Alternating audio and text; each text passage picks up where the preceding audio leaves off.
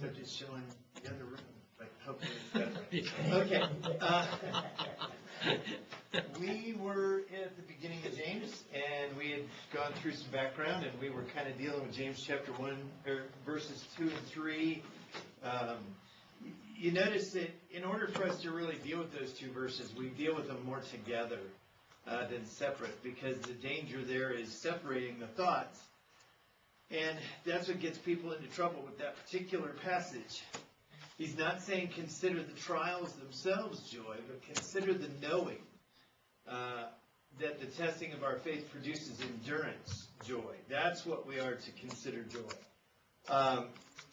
And so we were kind of talking about the fact that he's making the point that these trials, these various things that fall upon us, are all tests of our faith. And we closed class yesterday with me talking about the two families. Both dealt with similar tragedies in their life. One family's daughter died of cancer. The other, died tragically drowning. But one family sees that point in time as some of the best years of their life, and another basically blamed God, left the church, and has never been back. So what's the difference? Well, the difference is how the perspective that they brought into the trial with them to some degree, but the fact that they failed the test. It's a test of faith. Now, we really need to make sure we understand, and we've got clear in our head, what faith is in respect to James, and what faith is in general. But what did we say faith means, Scott?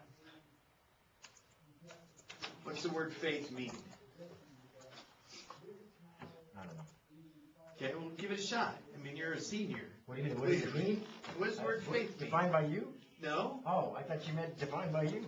No, I should never care what a teacher defines. What does Scripture say faith is? What's faith? Faith is your belief that gets you through in the end. I mean, Okay. It's because I started off with a small little tiny faith that God can help me out in my time of trial in prison. Okay. And I leaned on that, and days got easier and easier. And when I got out of prison, I really leaned on Him to not get into the world. Okay, so give me a verse of Scripture that defines faith. Hebrews 11:1. Okay, and what does it say? You want me to quote it for you? As a senior, yes, I do. It says, now faith is the assurance of things hoped for, the conviction of things not seen. Okay, so important there to understand that he's talking about it's a confidence and a trusting in things not seen. And that's the same idea that we bring into James, is the idea that faith is the ability to see that which we can't see with our eyes, the ability to trust and to count on, have an expectation of those things that we cannot see. Trials are a test of our faith in the invisible. Well, what's invisible in a trial that we can't see? The outcome? Okay, the outcome, but sometimes the outcome's pretty visible. I mean, my child died. That's visible. I've lost a child. What? God's working? Yeah. Can we see God at work in those trials? Can we see God strengthening us? Can we see God actively being involved in those things? Well, only through the eyes of faith. And so the testing of our faith in these trials is exactly that. It's the ability to test us to see how strong is our vision of spiritual things. I mean, now, again, make sure that I want to make sure I'm not misrepresenting what James is saying here. He's not saying that these trials are brought about in order to test us. He is just saying that trials test us. And there's a difference there. And I think we need to be very careful. God is not going to cause your child to die in order to test your faith. But through those circumstances, certainly your faith is going to be tested. You follow? And so we have... Our faith allows us to see God at work. Yeah. Without faith, we can't see His work. Right. Yeah. Now notice what he says. He says, knowing that the testing of your faith produces endurance. Now, this word testing also is related to the idea of proving, we see that word, same word in 1 Peter chapter 1, verse 7. Flip over there real quickly. There's a very interesting contrast or parallel, if you will, thought that Peter gives us in his first epistle to what James is saying here at the beginning, starting in verse 6 of 1 Peter. He says, "In this you greatly rejoice, even though now for a little while, if necessary, you have been distressed by various trials." Okay? So he's setting the same tone. There's going to be potentially the opportunity or the situation is going to present itself that you're going to be tested in various ways. But notice verse 7. These various trials, so that the proof of your faith, being more precious than gold which is perishable, even though tested by fire, may be found to result in praise and glory and honor at the revelation of Jesus Christ. Whose praise and glory and honor is he talking about? Jesus Christ. Okay, where do we get the context that points to Jesus' praise and glory and honor?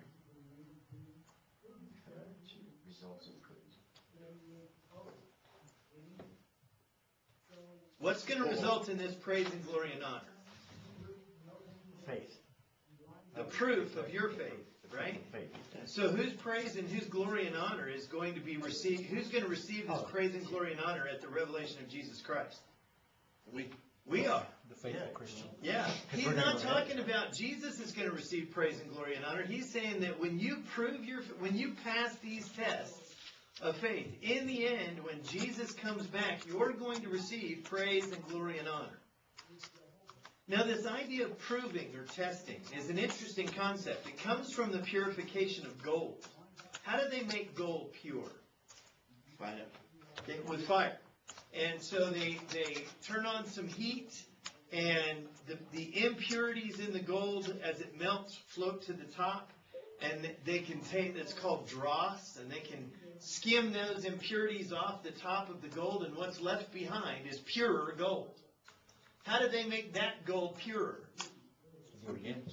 Turn up the heat, right? And that's really kind of what James and Peter are describing here with these various trials. They test us in a variety of ways, and in one sense, they bring those impurities in our life. They bring those impurities of our faith to the surface so that we can deal with them, get them out of our life, and realize that our faith, the faith that's left behind, is stronger. It's cleaner, if you will. And then what's going to happen? We're not ever going to have any more trials, right? Well, no, he doesn't say that. We're going to have more trials. And what happens with that? The rest of these impurities in our faith are going to come to the surface and allow us to deal with them. And we're going to, through this process of proving our faith, the testing of our faith, we are going to be able to purify our faith and have stronger vision in that which we cannot see. Because when I went to Guyana, I had the opportunity to see goldsmiths make my ring. Mm-hmm. And it's a lot of heat that they give the gold. Mm-hmm. And one of the things I found out is that if you give it too much heat, the gold will just melt into the liquid. And you'll be able to float on the arm.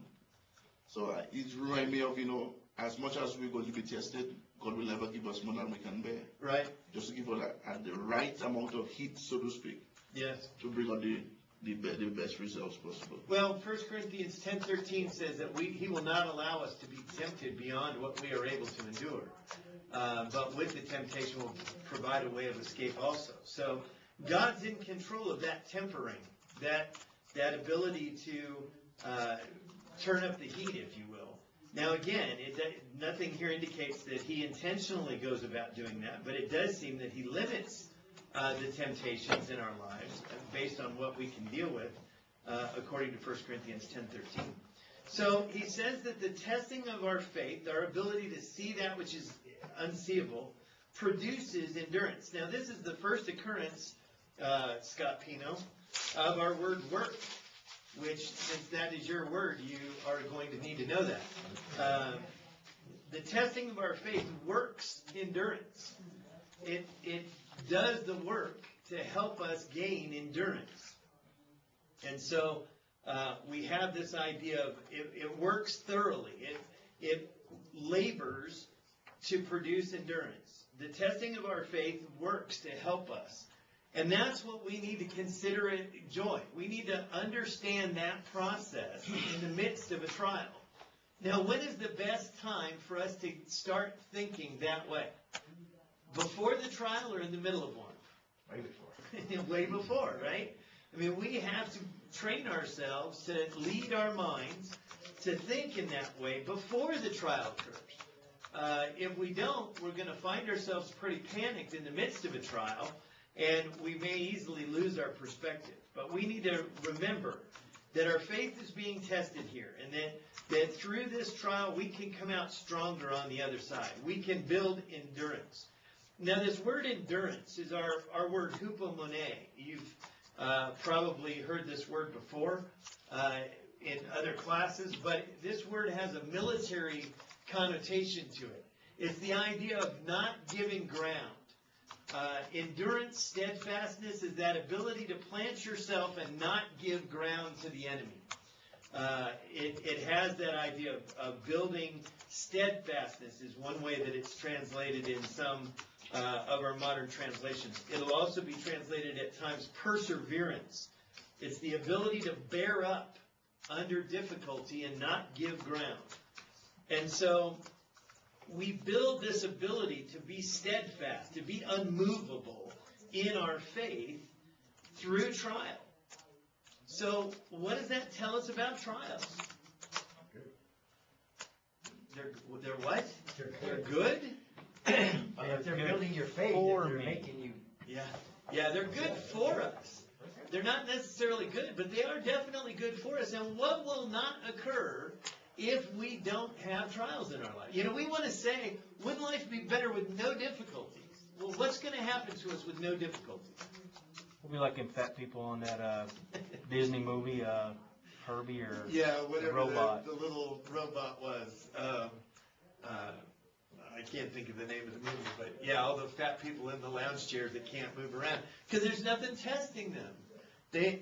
We will build no faith if we can't experience these trials and see God's working in these trials. It is through those difficult times that we build stronger faith. And then he moves that idea, and this is a little syntactical thing that you need to notice about James. You'll notice at the end of verse 3, he mentions endurance. And then in the beginning of chapter 4, he uses that word endurance and moves on to give us a deeper explanation of what he's talking about. You'll see James do that a lot, where he'll repeat a word and then add more to the conversation. And so be looking for that as you read through this book. But he does it pretty frequently.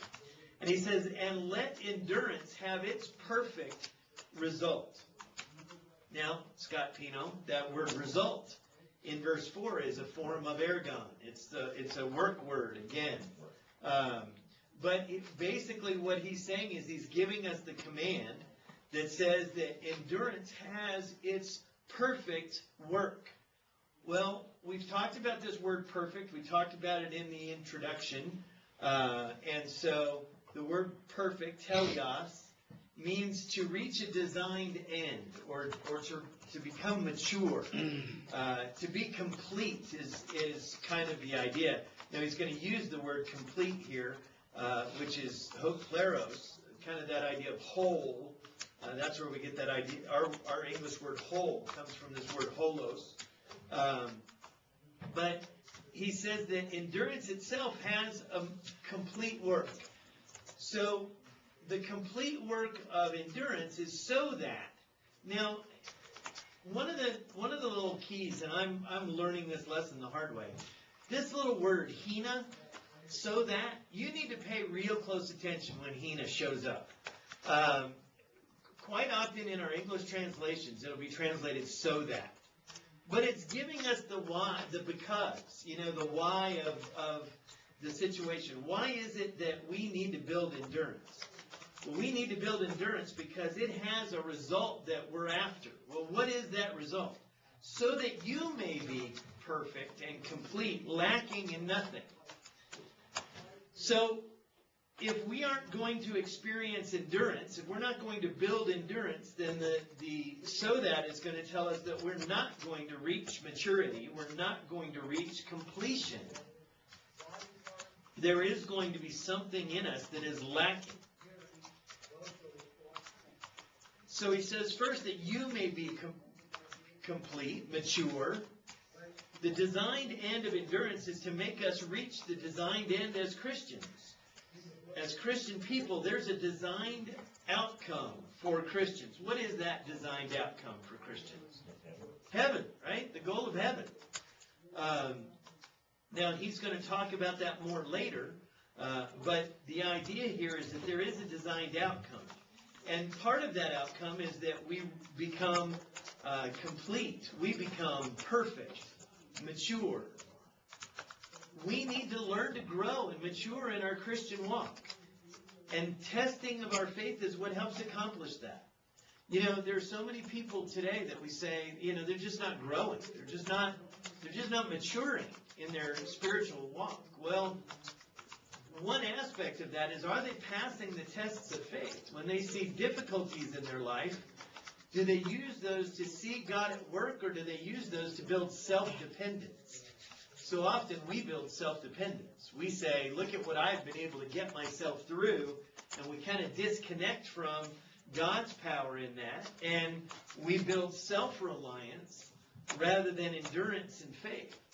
We need to learn to see God's work in that God gave us the strength to get through that God was involved. And so often we don't. And then he says that you may be complete. As I mentioned, this word the root of this word is holos, which is entire or whole. There's no parts missing.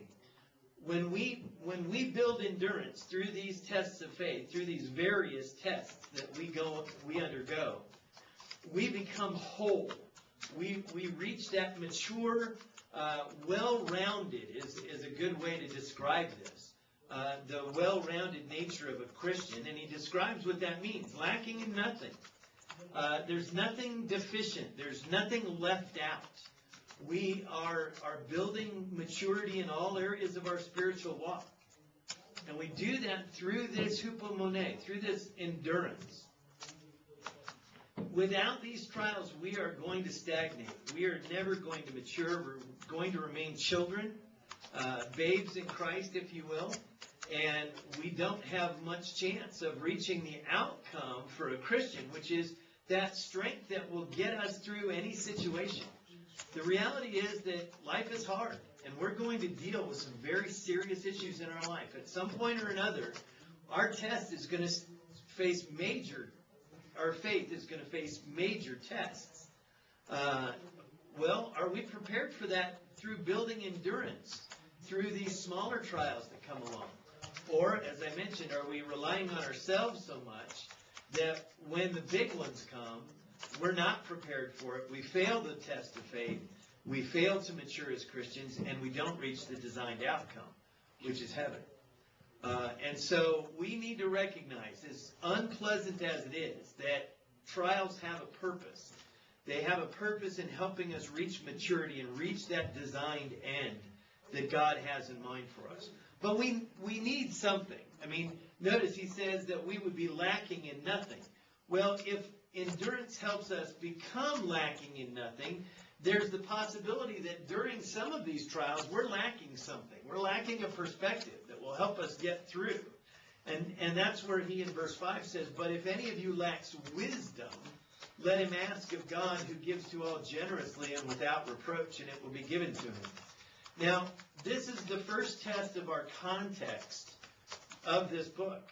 I have heard guys yank this verse 5 out of the context and say, if you lack wisdom about anything, I mean, if you just lack wisdom, you need to learn to ask God. And God has promised to give us wisdom. If you need wisdom in your relationships with your marriage, ask God. And He will. If you need wisdom as a parent to lead your children, you need to ask God, and He'll give to you. The context of this is specific. What's he talking about? What wisdom do we lack? Dealing with trials. Yeah, dealing with trials. He's still talking about trials, and he's talking about trials all the way through verse 12. Notice verse 12. Blessed is a man who perseveres, endures under trial. He's still talking about trials all the way through verse 12.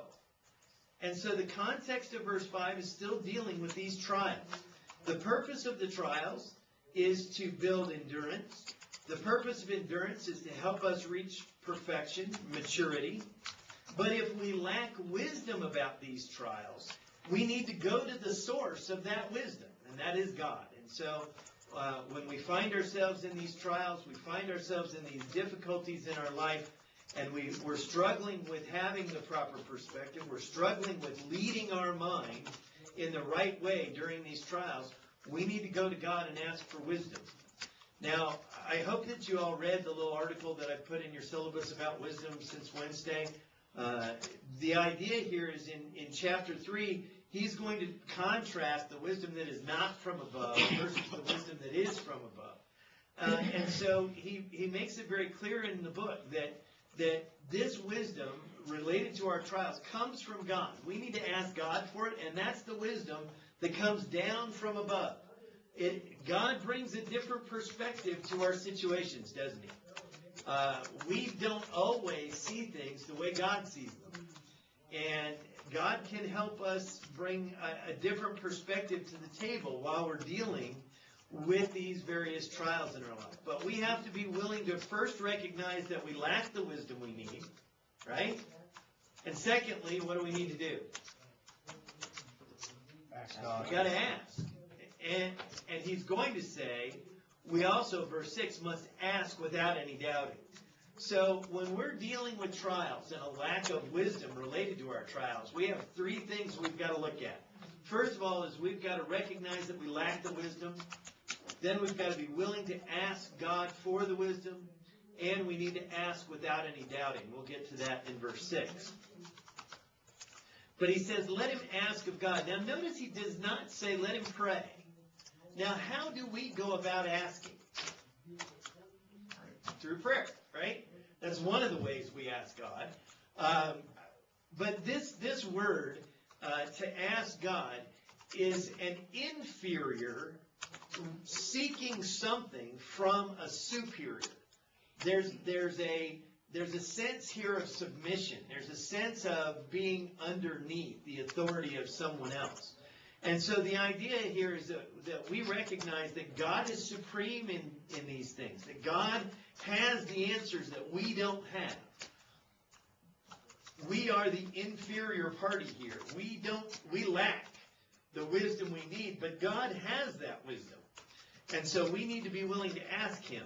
Now certainly we ask through prayer, but how do we expect to receive the answer? Are we waiting for a little voice to whisper in our ear? Yeah. Sometimes we are, aren't we? But how is God going to give? He says he gives to all generously and without reproach. How's he going to give us this wisdom?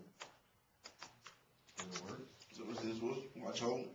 We have the embodiment of his wisdom in our hand, do we not? Yeah. So if we go to God in prayer and say, help me understand this. I need wisdom.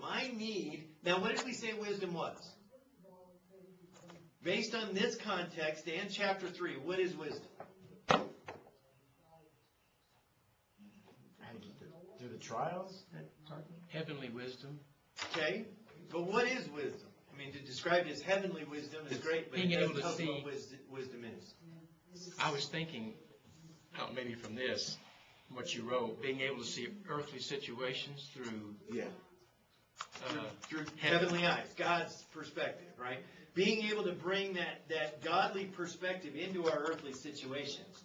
So in this case, he's talking about trials. We need God's perspective of this earthly situation that we find ourselves in, right? Well, how do we get God's perspective of this earthly situation we find ourselves in? Well, we ask him. And he promises that he will give us. But I'm afraid that that's where we stop. Too often we ask God for wisdom and then we wait for the answer. But how is that answer going to come? It could come in the form of we remember stuff we've read in our scriptures Yep. become the form of an article that someone just wrote. As long as it's biblical, I would agree. There's lots of different ways that we're going to get it, but the source of that, the wisdom that we have is God's Word. Too often, and the reason I bring this up is because too often I see Christians say, I've been praying for, I'm dealing with this trial, and I've been praying for God to show me the wisdom I need to help get me through this trial. And He hasn't. Well, what have you been doing? Well, I've been praying. Well, have you been studying His Word? I mean, have you been looking at the wisdom that we have? Because through this book, we're going to see people that have gone through similar trials that we're dealing with, haven't we? I mean, the Old Testament's filled with stories of people who have undergone trial and how they came out of it or did not come out of it. I mean, Scripture shows us those people that failed the tests as well as passed the tests. And so in studying God's Word, don't we see this being played out? We see Israel. Look at how many times in the Old Testament Israel was given the wisdom they needed, but they refused to put it into practice, and they went off into captivity. They failed the test, and the trial got worse. Why? Because they didn't use the wisdom that God gave them. So we can learn from God's Word what we need quite often. It's through that perspective and study, through listening to preaching and teaching from others who have gone through similar trials and things and seeing God's work, we can get that answer. But this is an active process.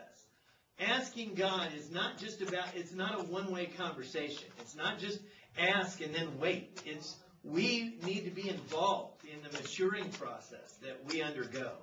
We need to be studying His Word. We need to be seeking His information. We need to be looking at the pages of Scripture and studying and meditating on His law and His Word, and let those things help us as we go through this trial. And so often I think we just passively say, God help me, and then we sit and wait while we watch American Idol or while we watch, television, and we expect something miraculous to happen, some voice to explain to us why we're dealing with what we're dealing with, and it doesn't come, and guess what happens? When that answer is perceived as not coming, what's the next step for a lot of people? Do their own thing. God doesn't answer prayer. I've been praying. He doesn't answer. So, are they passing the test of faith? No. They begin to fail the test of faith because they misunderstand how necessarily God is going to give us that information. But notice the promise. He says, let him ask of God, who gives to all generously and without reproach, and it will be given to him. God promises to give us the knowledge that we need. He promises to give us the wisdom, the Sophia, that we need. What's the problem here? Is this a promise that's true? Is what promise true? That He gives to all generously, and He gives wisdom to all generously and without reproach, and it will be given. Well, since God can't lie, it's true. Okay? So where does this factor into this test of faith sometimes? When do we want the wisdom? Now. I want it now. Does this say anything about when the wisdom will be given? Woo.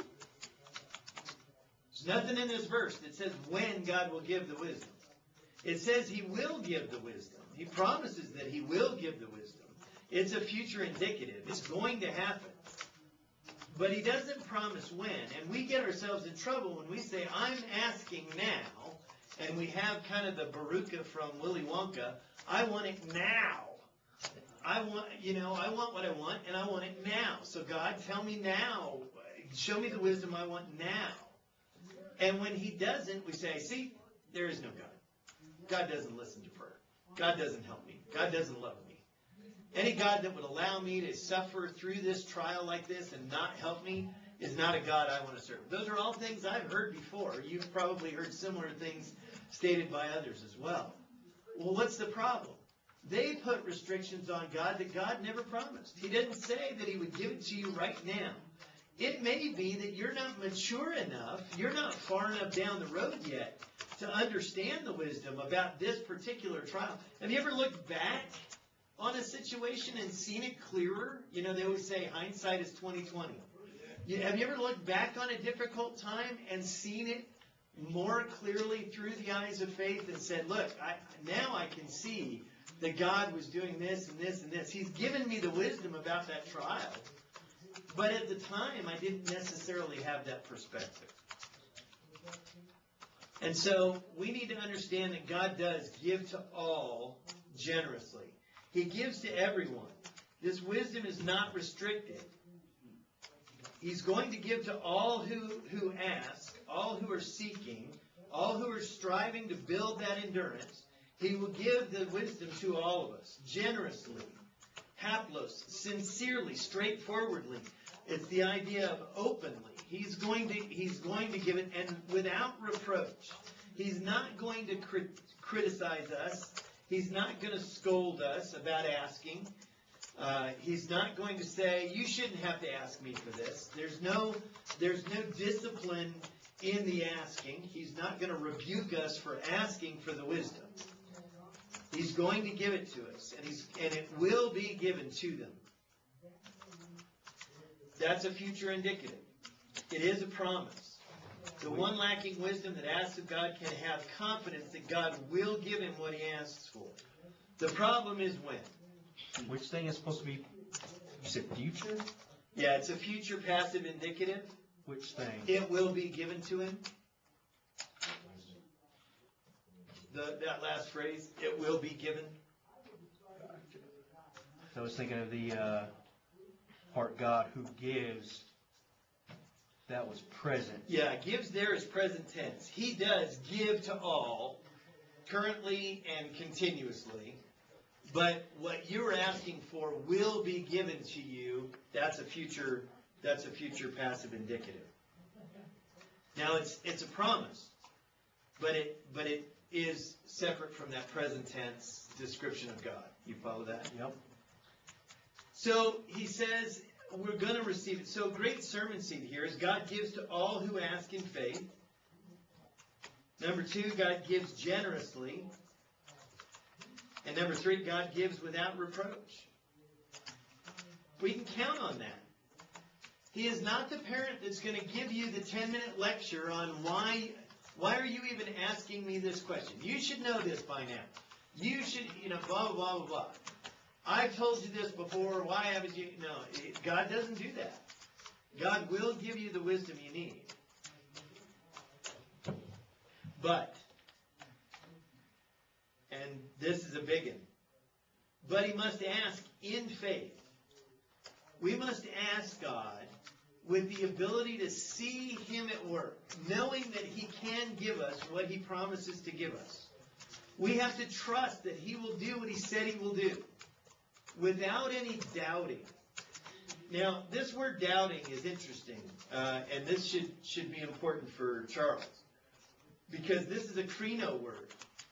This is a word that means to make a judgment. This is the same word, it's a form of the word that will be used to talk about judging later on in the book. But the word doubting means to make a judgment between two things.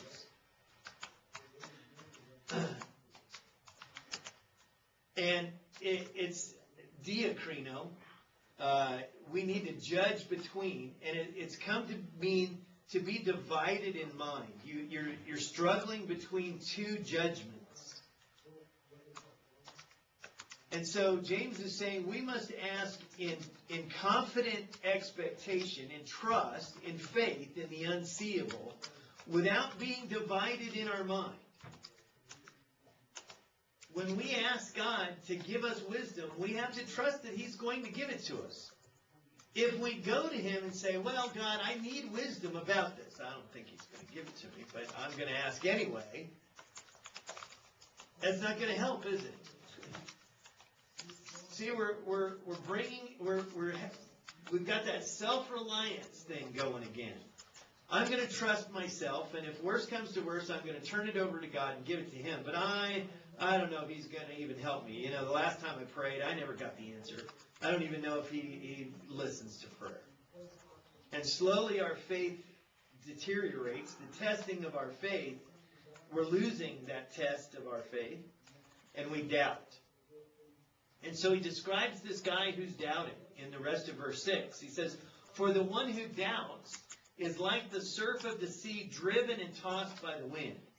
The idea is that one who doubts is constantly being buffeted by whatever wind of wisdom is blowing.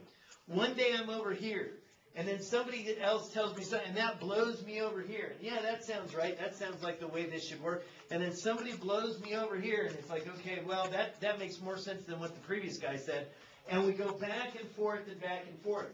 Well, if that's the way we live, if that's the way we've conditioned ourselves, if that's the type of endurance we've built, then when God gives us information, where are we in this blowing of the wind?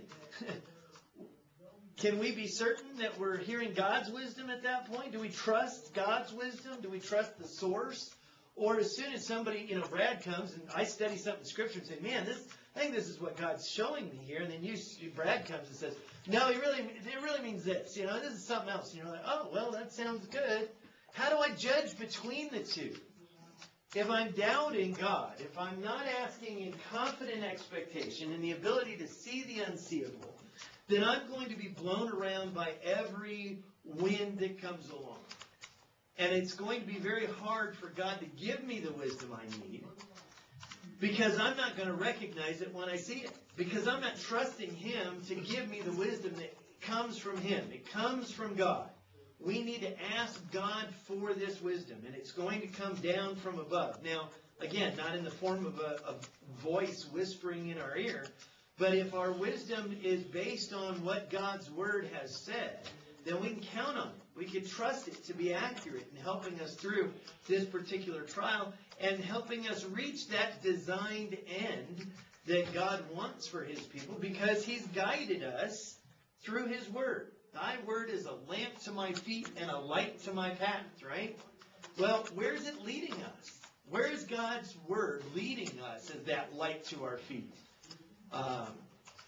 He's leading us in the proper way. He's teaching us the way that He's giving us His wisdom, isn't He? And that's what we need to be certain of.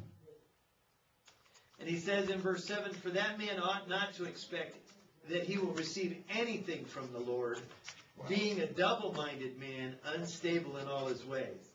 The man who asks with doubting, that man who's divided in mind, shouldn't expect for the Lord to give him anything.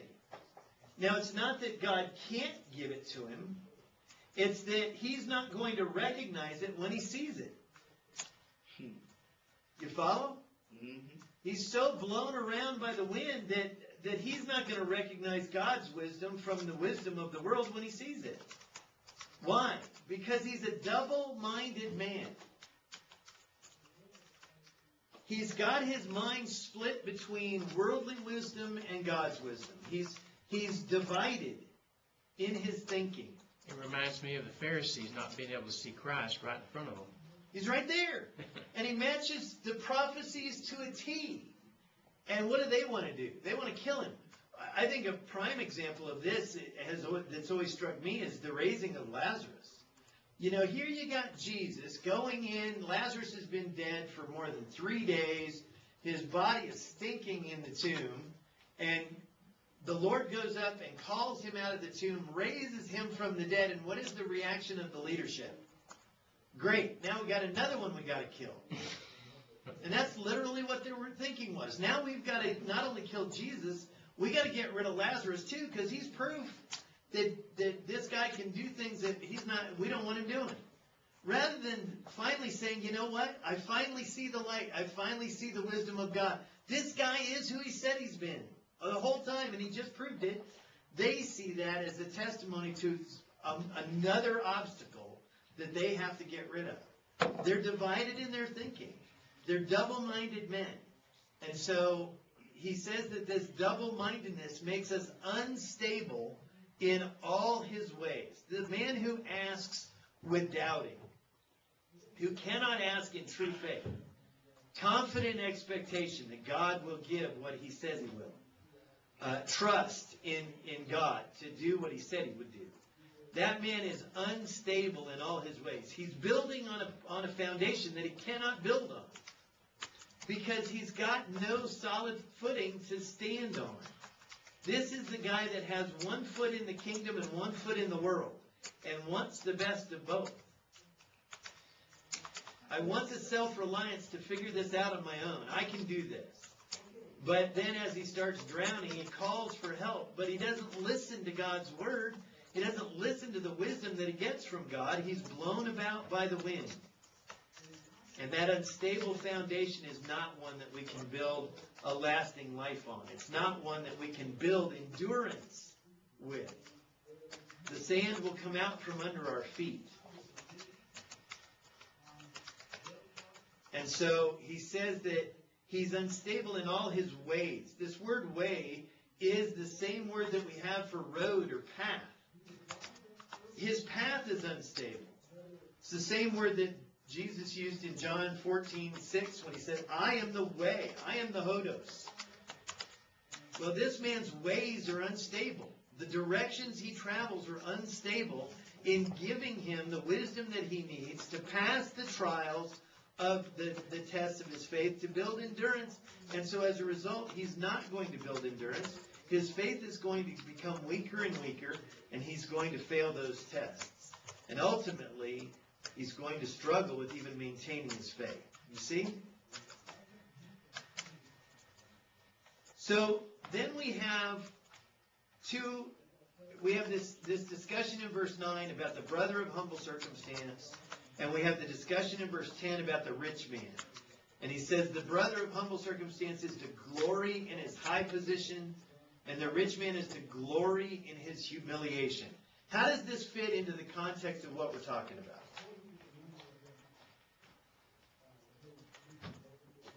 You got a guy who has nothing. Don't give up. Okay? You got a guy who's rich. He better give up his heart, his arrogance. He is to glory in his humiliation and in his humbleness. He needs to humble himself.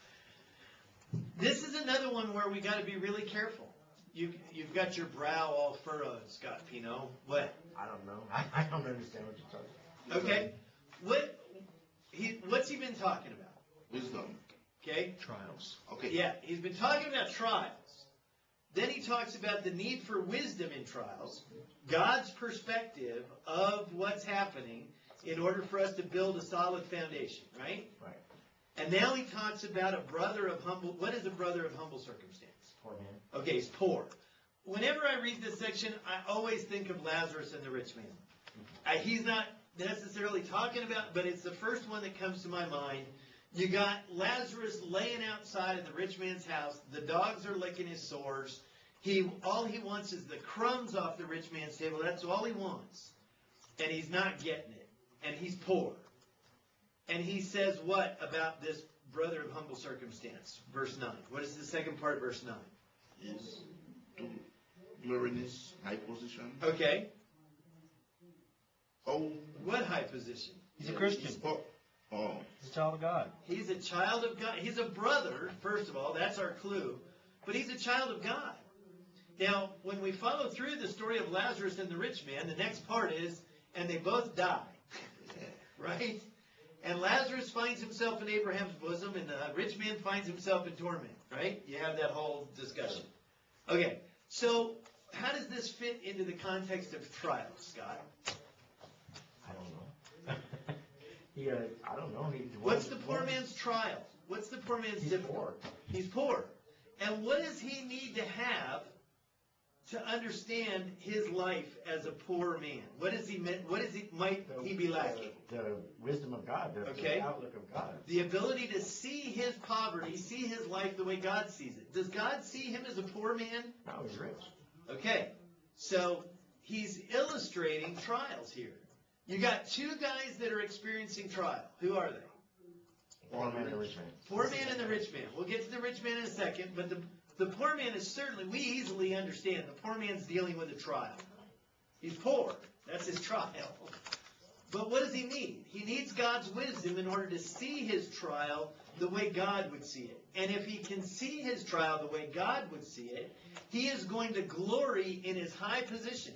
He now has the wisdom that he needs to say, I don't care if I'm poor. I'm a child of God. God loves me. And in the long run, God's going to take care of this. I may have to suffer for a while, as Peter said in 1 Peter chapter 1, verse 7.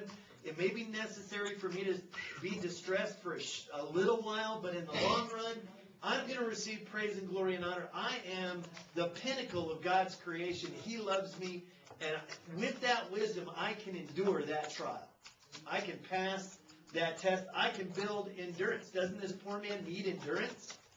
Because guess what? His poverty probably isn't going to change overnight. He's got the rest of his life to deal with this trial. He needs endurance. He needs to be able to get through the long haul. You see that? Yeah. Okay. I just didn't. So you got the trial of the poor man, and you've got the rich man is also dealing with a trial. What's the rich man's trial? He's rich. He's The got too rich much. man's difficulty is that he's rich. When our culture finally gets this, it will be much better for our culture. Our trial is that we're wealthy. What trial does that bring to our test? Is that a test of faith? Which is an obstacle to see and live for God. Why? It's a trust issue. It's a trust issue. Yeah, which, And who do we start trusting in? We place our confidence in that bank account number, the number of dollars, versus putting our trust in God. Yep, and we start hoarding it, and we start, I can pick up some more cash if I work the overtime on Sunday. I know I'm going to miss worship, but, that new boat is expensive. I need that, and so picking up that overtime. So the trial is for the rich man, right? Is that he's rich. So what is the wisdom that the rich man needs? Now the wording here is difficult, but it's the idea of the rich man is to glory in his humiliation. Now, remember, the poor man was to glory in his high position in God's eyes. The rich man is to glory in humbling himself before God. The rich man is to take glory in his humiliation before God. He's got to recognize that if he's rich, it came from God.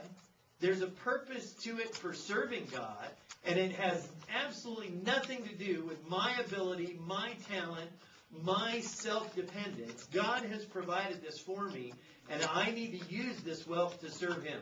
You follow? That's the trial for the rich man. And if he handles it correctly, he's going to glory in that humiliation. He's going to humble himself before God. Why? Because like flowering grass, he will pass away. Notice that the context of this verse is not that his riches will not last. It's that he's not going to last. He's going to find himself passing away. And when he does, what is his storeroom full of wealth going to do for him? Well, actually it is. In chapter 5, he's going to talk about rich men who have lost their perspective. They've lost the wisdom of God. And in chapter 5, verse 3, it says, your gold and silver have rusted, and their rust will be a witness against you and will consume your flesh like fire. that's not doing anything for him, though. It's a witness against him. Well, that's not doing anything for him. But so. see, but my point is, it's going to do something to him, Right. Because it's going to testify against him Right. in the long run if he doesn't have the proper outlook of his riches and his wealth. He is going to die. Do you think James is contrasting rich and poor here because that was such a problem? Oh, absolutely. At this point in time, there was no middle class. You have rich people, you have poor people. We're used to, and this is one of the reasons why I think so many spiritual lessons are difficult for us from Scripture. Most of us in this room live in the middle class. We wouldn't see ourselves as rich. We don't see ourselves as poor. I just got back from Cambodia. I saw some really poor people. But I also don't travel around with Tiger Woods and guys like that are wealthy. And so we kind of live in the middle. And so when Scripture talks about these rich people and these poor people, we kind of don't relate. We kind of say, well, I'm somewhere in the middle. I'm not the poor guy, but I'm not this rich guy either. Guess what? We are the rich guy here. We are this rich man. And when we see lessons to the rich in Scripture, we better be paying particular attention ourselves, because he's talking to us. You have a trial in your life, and that is all of the wealth that you have in your life. Now, I realize right now, for us students, you're on support. You feel like there's times when I don't have much, but let me tell you something. Let me just take you for 24 hours over to Cambodia. I'll show you some folks that got nothing. In Mexico, I understand. Exactly. So we've got to recognize that this trial is our trial. And the perspective is that like flowering grass, we're going to pass away. This man is going to pass away, and then what? What's going to happen when he dies? His wealth isn't going to do anything for him. And so the idea is, what happens next? We have to constantly live with the perspective that we're going to pass away. Now, verse 11, he says, "For the sun rises with a scorching wind and withers the grass, and the flower falls off, and the beauty of its appearance is destroyed. So too the rich man in the midst of his pursuits will pass away." This idea that the sun is going to rise, and the flowering grass is going to change, and the flower falls off.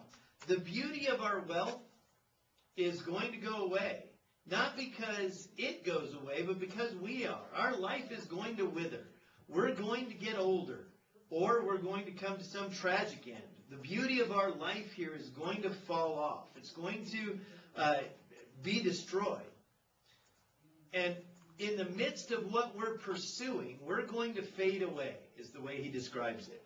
So the question is, what are you pursuing? Are you pursuing wealth for wealth's sake? Are you chasing the dollar? Because if you die in the midst of that pursuit, guess what? Failed the test of faith. The trial took over your life. You didn't reach maturity, spiritual maturity. You didn't apply the wisdom of God. And now you're standing in judgment for the sins that you've committed with your wealth and against God by not doing the things that he wants you to do. And there's no glory. There's nothing except punishment. That's the whole context of chapter 5 when he talks to those rich people. They have fattened themselves up for a day of slaughter. But if the rich man will glory in his humiliation, recognizing that he will pass away and that he will die in the midst of his pursuits, if he'll humble himself before God and seek God's wisdom, remember that's our context, is asking God for the wisdom we need to see our earthly trial the way God sees it. How does God see this rich man? Does he see him any different than the poor man?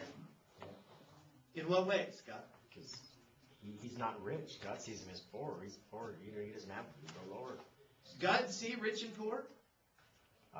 Rich in not in monetarily, but rich in faith, rich in spirit, rich in his word. Okay. So the wisdom of God is that my wealth and your poverty really don't matter. What God cares about is, am I a Christian or not? Yeah. Is my soul saved?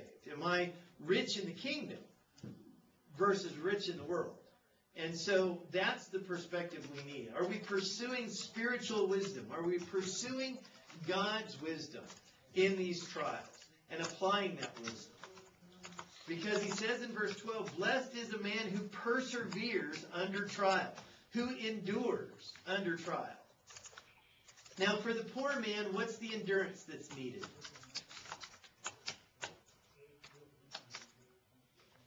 Deal with his poverty. To live within his poverty, but maintain his perspective and his wisdom that God's in control and I'm a child of his and he'll take care of me in the long run. What is the perseverance? What is the endurance needed for the rich man? To always stay humble. to always stay home. And you know what? That's a challenge. The world wants to tell you, if you've got money, if you're wealthy, the reason you did that. Look, we live in a culture that always talks about pulling ourselves up by our own bootstraps, right? Here's one of my favorite phrases that I think fits this. Is people will say, he's a self-made man, right? You ever heard that phrase? He's successful. He started with nothing. He's built this company to multi-million dollars. Now he lives in this big old mansion. He's a self-made man. That's the trial. That's the challenge for us, is to constantly remember we are never self-made. There is nothing self-made about us. God has either blessed us in a particular way to His glory so that we can serve Him and we can help His kingdom, or He's going to bless us eternally, and He has not blessed us materially. Either way, we have to maintain that perspective. We need to build endurance to get through these trials. Notice he says, blessed is the man who perseveres under trial. He will not give ground. That's our hupomone word, perseveres. He's going to persevere. He's not going to give ground under trial. For once he has been approved, he will receive the crown of life which the Lord has promised to those who love Him. See, that's the outcome, isn't it? That's the designed end for the Christian. That's perfection. That's completeness for the Christian, is receiving that crown of life. That's what God designed us for. That's what He wants us to strive to, is to reach the goal of heaven. Like, yeah. The word blessed in verse 12. And it's also mean the one, the blessed man is God approved, or God approved, the one who endures. Yes, the man who endures the trial is blessed, is the way it should be worded. Blessed is the man who perseveres under trial. The man who endures under trial is blessed. But some person translate that word as happy. That's not a particularly good word for blessed.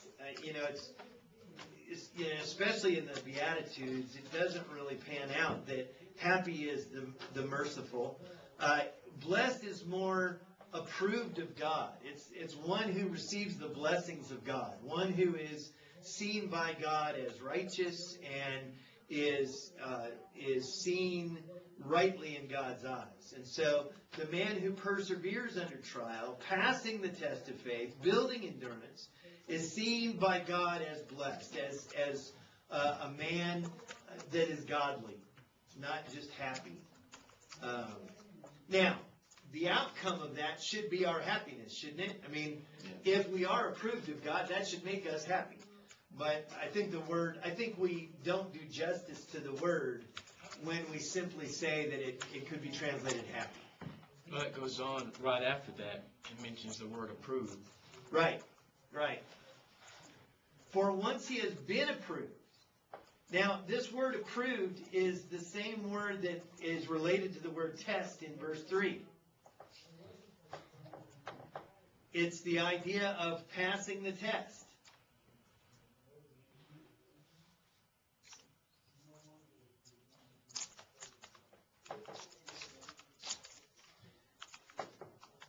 And it's an aorist middle participle. So it's the idea that we have to do this test passing ourselves. I mean, it's something that we have to bring to the table. We have to lead ourselves through these trials using God's wisdom to pass these tests. Nobody can give you faith. Nobody can help strengthen. Well, I shouldn't say it that way. Nobody can give you endurance. That's something that you have to build on your own. You have to persevere. Now, people can encourage you to persevere. And people can try to teach you so that you will persevere. But perseverance, endurance is something that you must do yourself. No one can do it for you.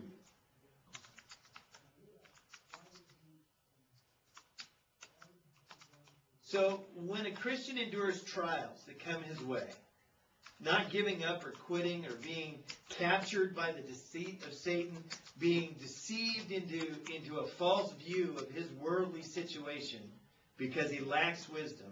The Christian who endures that, who is constantly looking at things through God's perspective, or striving to see things through God's perspective.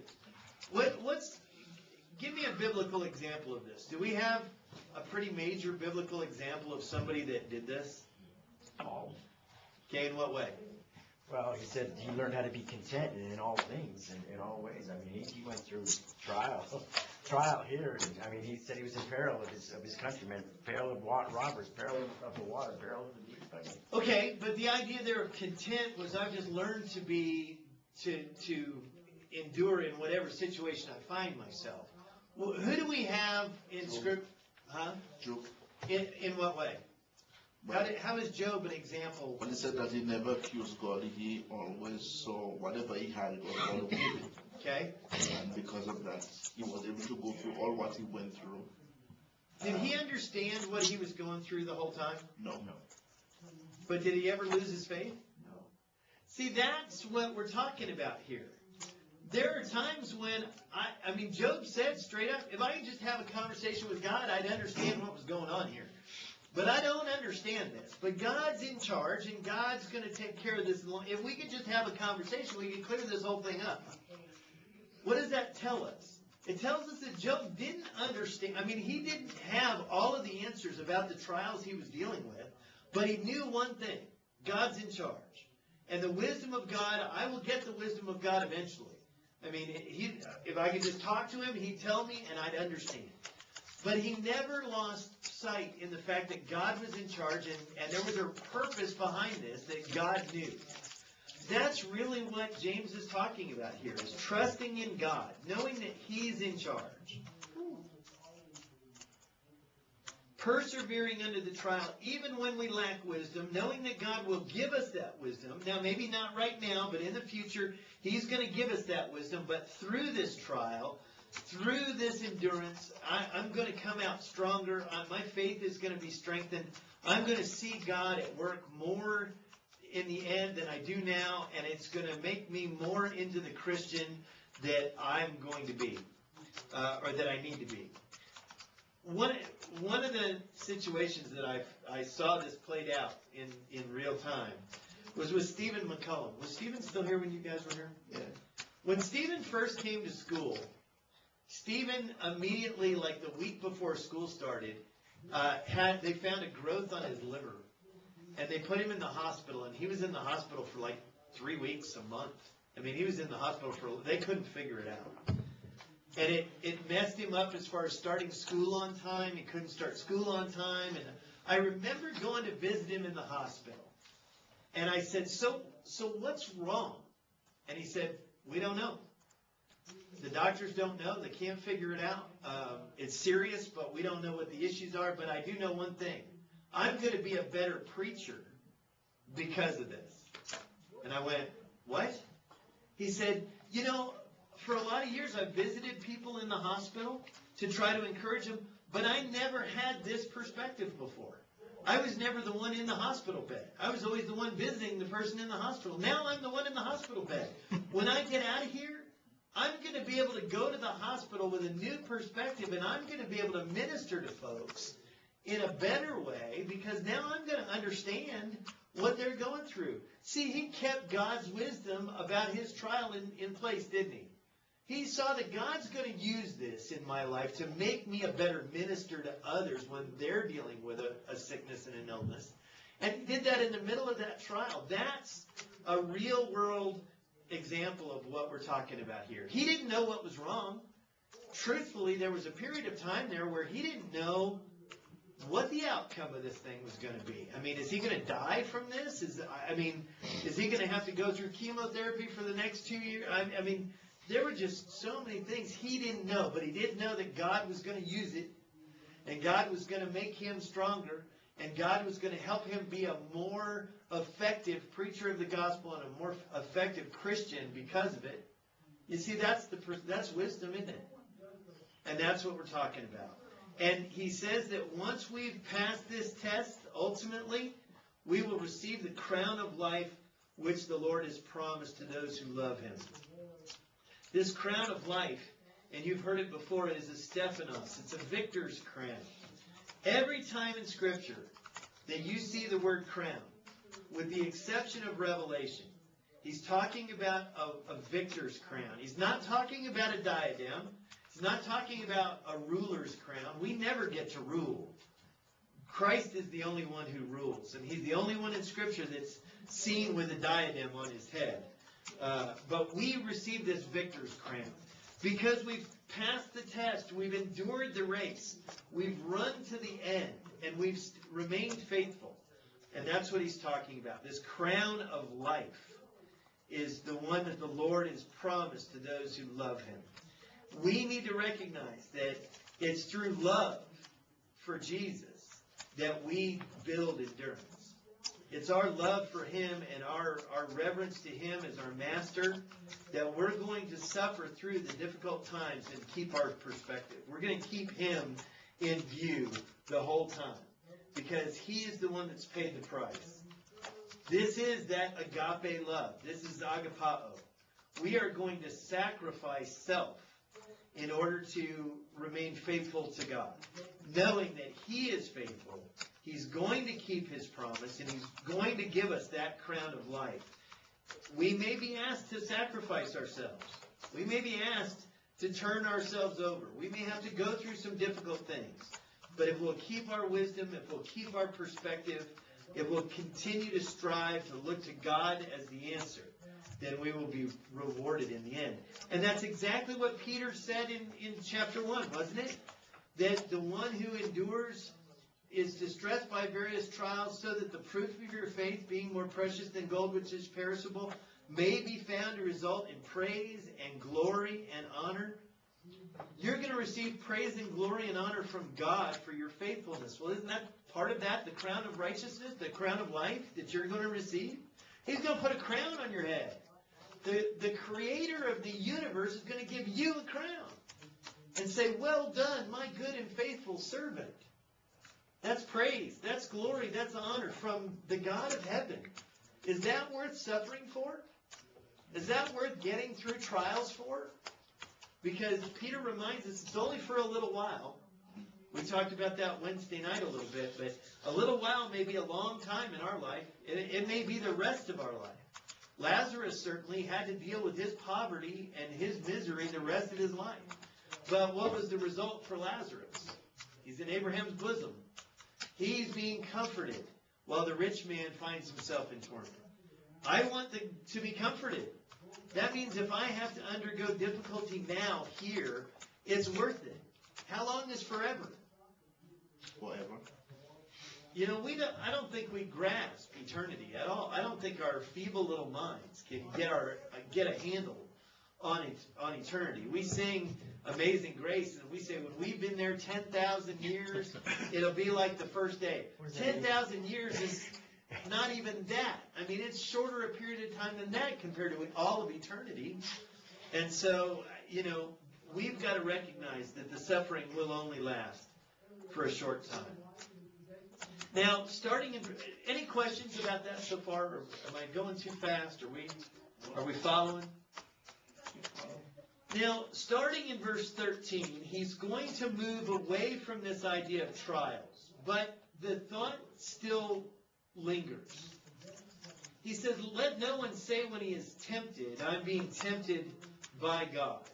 For God cannot be tempted by evil, and he himself does not tempt anyone. We need to recognize here that we also have a trial of our temptations. And he switches from this concept of trials, that which comes at us from the outside, to talk about temptation, which comes from the inside. And there are a few times in this book where James is actually arguing or rebutting an argument that's been made that he's aware of. This is one of them. And he says, let no one say that when he's being tempted, I'm being tempted by God. The reality is that people are saying that. People are saying, you know, if I've got temptation, it's God's fault. God's the one that's tempting me. And so one of the trials that we have to deal with is understanding the source of our temptation. That's the connection, I think, with the first 12 verses. And the idea of needing wisdom in trials is that one of the trials is understanding where do we place the blame when we find ourselves tempted. If you've had kids, and especially when they're little, and if you've had two kids that are close to the same age, and you walk into the room and something's going on, and you say, "Who did that?" What do you get? They did it. Well, why is that? Well, we have a habit of blaming others. And in this case, the best scapegoat we have is it's God's fault. Now, this may seem a little arrogant, but we have to understand that it was certainly a Jewish mindset. It was called the Yetzer Hara. And if I had a whiteboard, I would write it up there. But it's Y-E-T-Z-E-R, and then a second word, Hara, H-A-R-A. Y-E-T-Z-E-R, and then H-A-R-A. You put an article on that in the... Yeah, you have an article in your syllabus about it. And it's called the evil inclination. The thought process goes like this. If I'm tempted, I am a creation of God. And since I am tempted by this lust, or this boastful pride of life, or the lust of the eye, or the lust of the flesh, since I have that temptation, God built me with that temptation. And since He built me with that temptation, therefore, when I'm tempted, whose fault is it? Not mine. I was built this way. God created me this way. And I have this evil inclination. It's very interesting. Last night on O'Reilly, they had a discussion about, does Satan exist? It was related to this TV show, The Bible. They had a Catholic guy on from some Catholic university, and they had a Jewish guy. And they said, do you believe that Satan lives and works in the world? And the Jewish guy said, no. Their concept is that we have this evil inclination, this evil predisposition that God gave us from the very beginning. And when we turn ourselves over to that, we're turning ourselves over to this concept of evil, which is Satan. He's not really a being. It's just this inclination that we have. And when we let it run roughshod in our lives, when we lose control of it, then that's described in Scripture as Satan doing something. But there is no Satan. It's just this evil inclination that we have. And the Yetzer Hara was a very real argument that they would make. And we actually see that this goes all the way back into the Old Testament. If we go back to Genesis, we'll see the first example of the Yetzer Hara. This idea that it's God's fault. Notice in Genesis chapter 3, Eve eats of the fruit. She gives to Adam. He eats the fruit. They hide. God calls to them, and He said, I heard a sound of you in the garden, and I was afraid. When they finally revealed themselves, I was afraid because I was naked, and so I hid myself. And God says, who told you that I was naked? Have you eaten from the tree which I commanded you not to eat? Verse 11. And notice his answer in verse 12. Who does Adam blame for his sin? Well, God. He doesn't blame Eve. He says, that woman that you gave me. Who's he blaming? It's your fault, God. You shouldn't have given me such a woman. If you hadn't given me this evil woman, I would never have eaten of the fruit. It's your fault. Now, if you don't buy that it's your fault, it's her fault. Who's the last person on Adam's list? Himself. And who ate the fruit? He did. Okay? Did he know God's law? Yep. Did he eat the fruit? Yep. So whose fault is it? Adam's. But his first response is, that woman that you gave me. If you hadn't given her to me, we wouldn't have had this. So this is your fault. Well, that's the idea here, is that James knows that the Yetzer Hara is a mindset that the Jews have. He does know that they make this argument that if I'm being tempted by God. I've read some articles that take this to the extreme, to the point where some groups took it to the extreme that, okay, follow the logic here. God made me. God made me with temptation. If then I reject that temptation, I am rejecting the nature that God put in me. So I'm obligated to respond to that temptation because God gave me the temptation. And he can't punish me for that because he gave me the temptation. And since he gave it to me, I'm obligated to follow through with it. You see what they're doing? That woman looks attractive. Doesn't matter if she's not my wife. God made her attractive to me. I need to respond to that nature that God gave me. And so, what's the problem with going and sleeping with that woman? If anything, it's God's fault. It's not my fault. That's the way he made me. You see that? Where else do we see this in Scripture? Shall we continue in sin that grace may abound? May it never be. That was part of what they were arguing with Paul, where they said, if grace is so good and God's going to pour grace upon us if we sin, what should we do? We should sin. We should sin more. And grace will increase.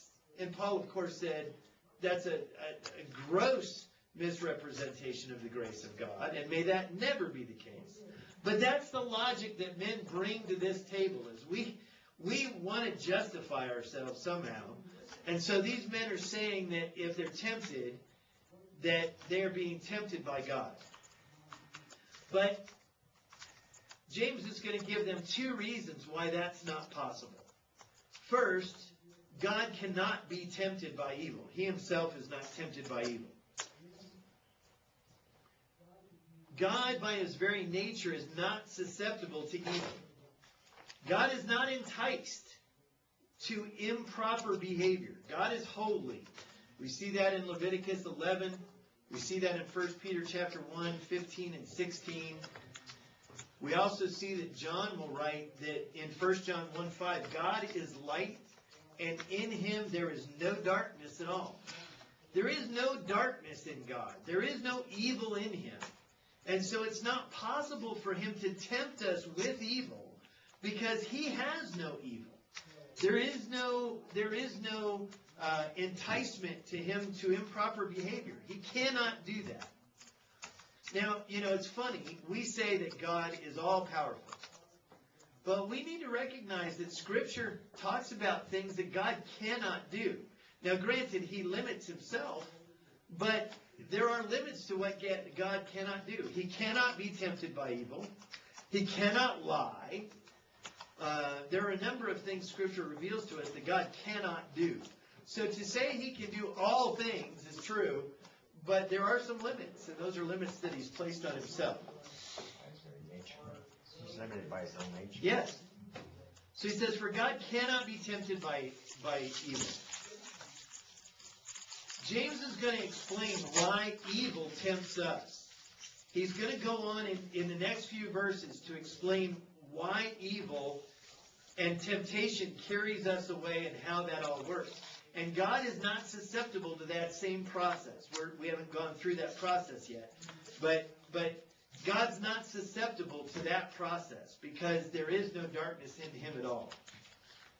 And secondly, he does not tempt anyone. Now, this word tempt is the idea of enticing someone to do that which is wrong.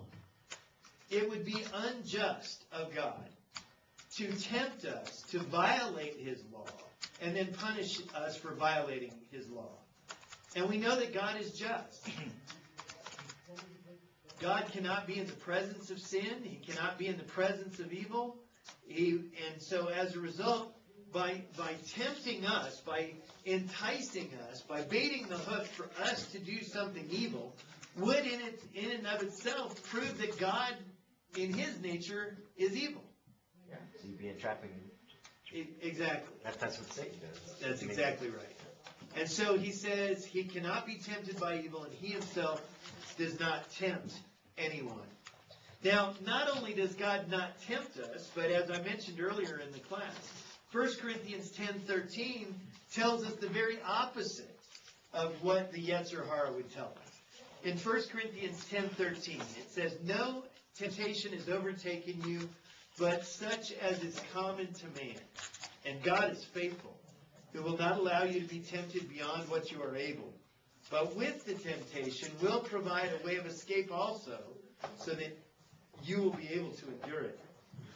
God not only doesn't bring the temptation itself, but he provides a way of escape to that temptation. Now, I don't know how much you've thought about 1 Corinthians 10:13. But there's a powerful thought there. And he says that God will not allow you to be tempted beyond what you are able. Have you really thought about that? God actively works to limit the temptations in your life, to keep them from exceeding what you are able to endure. Now, I don't know what all those are. I don't know the times in my life that God said, nope, I'm not going to let that go there, because if it does, it's more than he is able to endure, and so I'm going to limit the ability of that temptation in his life. I'm going to interject somehow. Now, Scripture doesn't tell us how he does that, but I'm wondering if at the judgment he's not going to show us the number of times he had to step in our life and say, look at these temptations that I protected you from. Look at how I was actively involved in your life throughout the course of your life, limiting the power of these temptations so that you would be able to endure them. Now, there are times when we feel like we got some pretty powerful temptations in our life that we just don't seem to be able to kick. Guys with alcohol, guys with pornography, and I just can't, I don't have the power to get this out of my life. This verse tells us that you do. God would not allow that temptation in your life if you weren't able to endure it and find that way of escape. And so he says the very opposite of what these folks in the Yetzer Hara are saying. God is not going to tempt anyone. But where does temptation come from? Verse 14. But each one is tempted when he is carried away and enticed by his own lust. This is a contrastive conjunction. He's saying that God doesn't do this, but you do. It's not God that's involved in when you're tempted. It's you. You're the one that is in control of the temptation. You're the one that allows yourself to be carried away. Now, that idea of carried away means to be taken in tow. We literally allow sin in our life to carry us where we do not want to go. I don't know if this has ever happened to you, but I will confess that it has happened to me, where I find myself in a situation and stop long enough to say, how on earth did I get here? I don't want to be here. I shouldn't be doing this, but I'm not even clear on how I got here. Well, what happened?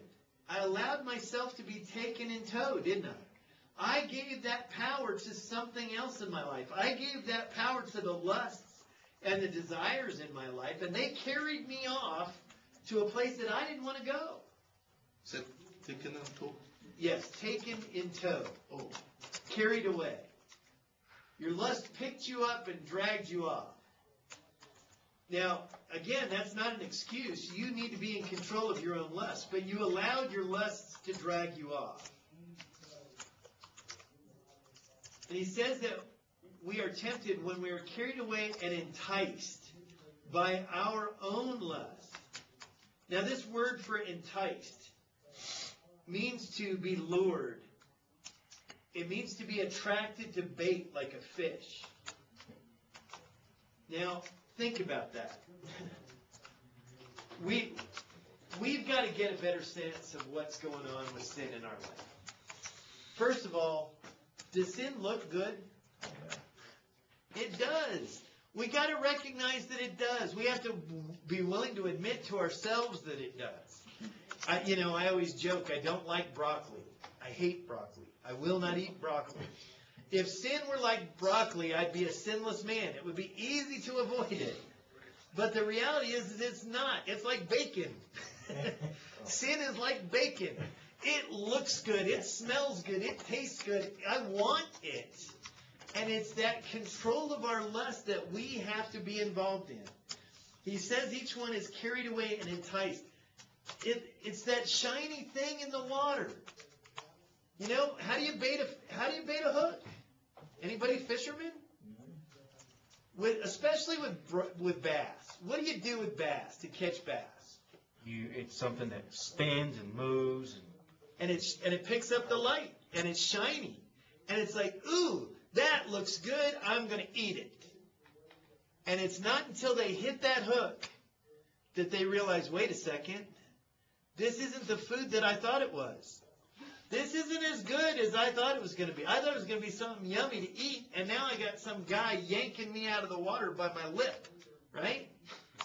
That's what sin does to us. It's this enticement. It's this bait that's sitting out there saying, ooh, shiny. Right over here. It's a pretty woman. Scantily clad. And she's looking at you, Charles King. She's smiling at you and batting her eyes at you. And there's not a man on the planet that's honestly going to be able to say, she looks hideous, she does not look attractive, I am staying away from her. Right? It looks attractive, but what do we need? What do we need? Wisdom. What's God's perspective? Stay away from that harlot, right? It's gonna end up bad. And I need to say, even though it looks good, even though it looks like bacon, I need to stay away from it because the outcome of this is going to be bad. I need God's wisdom to control my lusts. I need to have His perspective of this earthly situation. What is His perspective of this earthly situation? His perspective is you have committed yourself to one woman for the rest of your life and to stay away from other women. Period. End of story. That's God's perspective. So you better keep that wisdom in mind and not let that desire, not let that shiny bait in the water attract you to the point where all of a sudden you find yourself in a hotel room with this woman where you shouldn't be and you go, wait a minute, how did I get here? How did this happen? Do you think many teen girls set out to become pregnant outside of marriage? Of course not. But it happens all the time. How? They get dragged off by their emotions and their lusts, their desires. How is it that people find themselves behind the wheel of an automobile so drunk they can't see straight? Did they start their day by saying, I think I'm going to go get drunk and get behind the wheel and get arrested and go to prison? I think that would be a good use of my day. Of course not. But it's through that lack of control, that shiny thing, that bait in the water, that we take that bait and it drags us to a place where we shouldn't go. We shouldn't want to go. Okay. I don't know if you guys have ever heard that song that I think it's in the chorus. It says, sin will take you further than you intended to go, keep you longer than you intended to say. I can't remember the rest, but it's pretty interesting song. It is. It's a great way to say that. Now, the reality of this, too, is that Satan is... Does this blame Satan? Does this verse say it's Satan's fault? No. Whose fault is it? One lust. Until we get that clear in our heads, we got sin problems. We've got to recognize that sin, temptation, is up to us. It's up to us to take care of it. It's not God's fault. It's not Satan's fault. Now, Satan is certainly going to put those temptations before us. We see in Job chapter 1, verses 9 and 10, one of my favorite passages, probably the clearest passage that talks about how Satan works in the world. Many talk about him prowling around like a roaring lion. Peter's going to say that in 1 Peter chapter 5. But Job tells us what Satan does.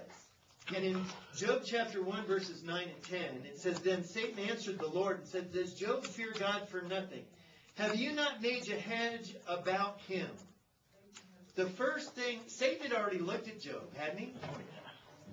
You know, God says, have you considered my servant Job? And Satan says, well, you've built a hedge about him. How does Satan know that?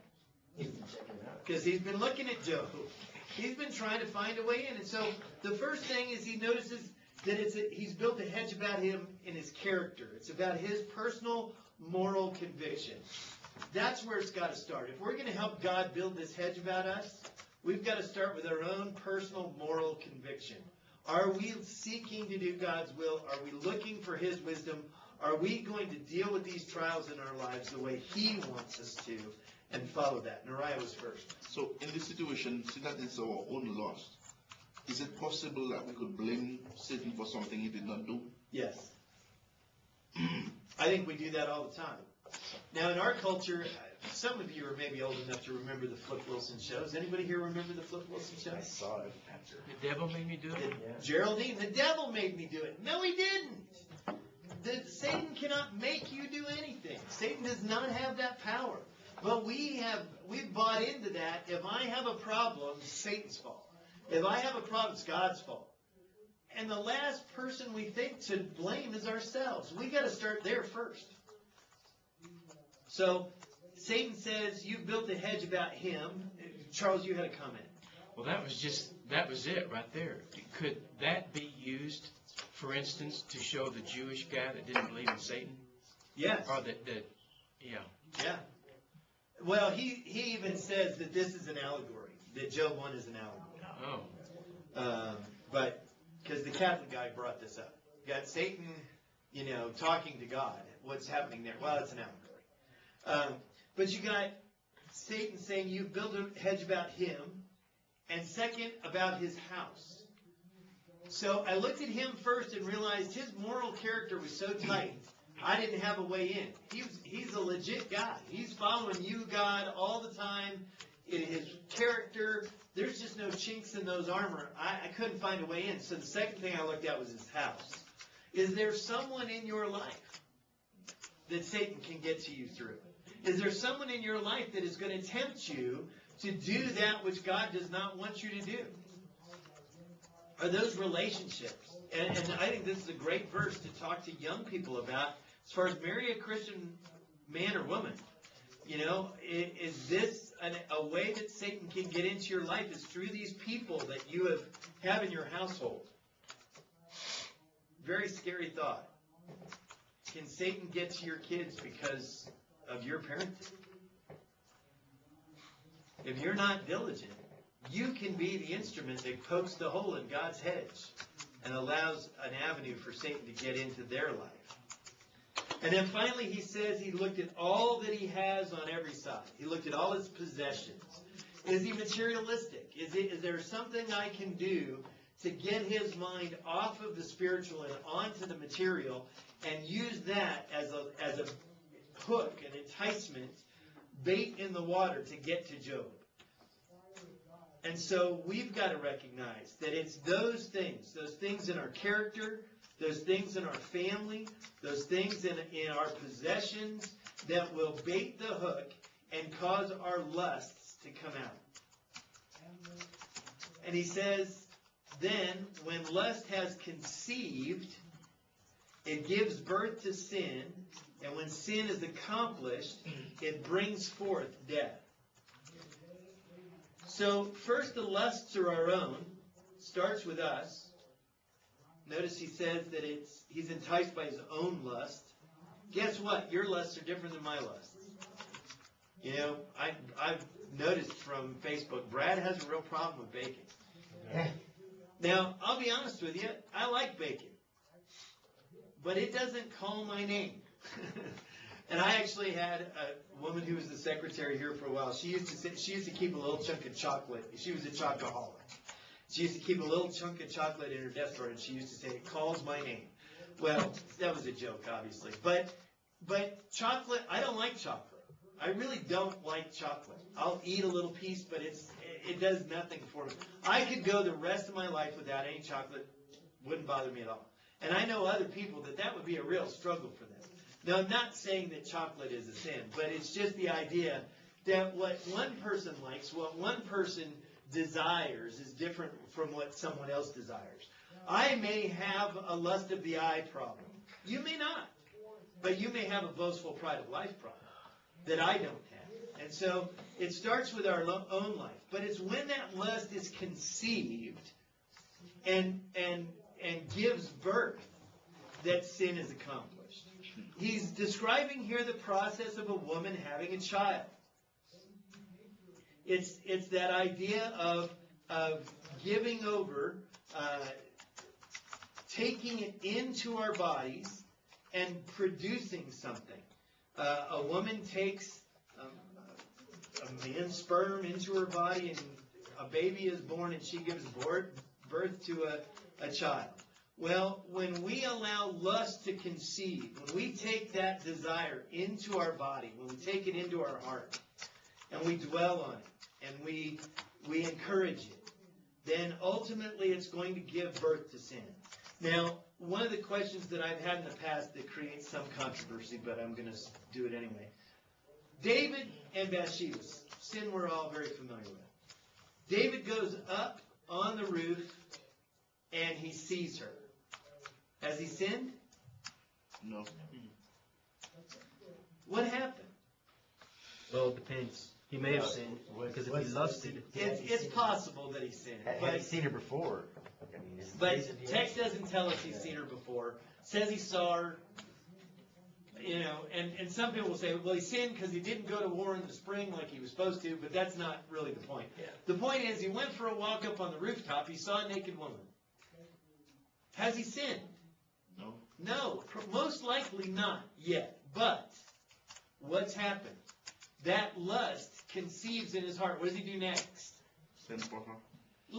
I just want to talk to her. But he starts to act on it. He starts to let that desire conceive in his heart, right? He doesn't just, now, if he goes down off of that roof, blots her out of his thinking, goes and gets busy doing stuff, goes and takes a cold shower, whatever is necessary to get her out of his mind and stop thinking about her, has he committed a sin? No. He saw her. Would have been better not to, but he saw her. But he hasn't sinned yet. He's been tempted, but he hasn't sinned. But it's the idea that he then said, okay, I just want to talk to her. He sends for her. Well, and then what happens? He sleeps with her and commits adultery and has a child. And ultimately, he finds himself sending for her husband, sending her husband off to be murdered. Do you think he, at some point, said, how did I get here? Oh, yeah, yeah. That he was dragged away by these desires in him, that he let them take control at some point. And it's when that lust conceives that it gives birth to sin. See, temptation in and of itself is not the sin. Jesus was tempted by Satan in the desert. Scripture tells us that very clearly. He doesn't say that Satan encouraged Jesus. He was tempted. Jesus was tempted by the things that Satan offered him. But he never allowed that lust to conceive. He didn't dwell on those things he desired. What did he do? He went back to God's word, brought God's wisdom into that trial and said, but this is God's perspective. This is what God wants me to do. And it killed that lust, and that lust did not conceive. And so there was no birth to sin. Our problem is we've got to learn to stop it at that point. Okay, I saw this thing. It was an attraction. It's a temptation to me. It's a desire that I see in myself. But I got to stop it now. And as long as I do that, there's no sin been committed. But it's when I go back to that computer screen over and over again. I go back to that website a second time, a fourth time, a 12th time. Now I'm allowing that lust to conceive in my life, and I'm allowing it to give birth to sin. And when sin is accomplished, it brings forth death. The wages of sin is death. We earn death through our sinning. It's not it is a punishment of God, but it's something that He gives us because we earn it. We work for it. We're doing the work that whose payment is sin. But we're doing that. And that's what James is talking about here. We're the ones that allow the lust to conceive. We're the one that give birth to sin. It's not Satan's fault. It's not God's fault. It's us. It's our own lust. It's our own desires. And when we allow it to drag us off to the point where sin is accomplished, we die. We failed the test of faith. We're not building endurance.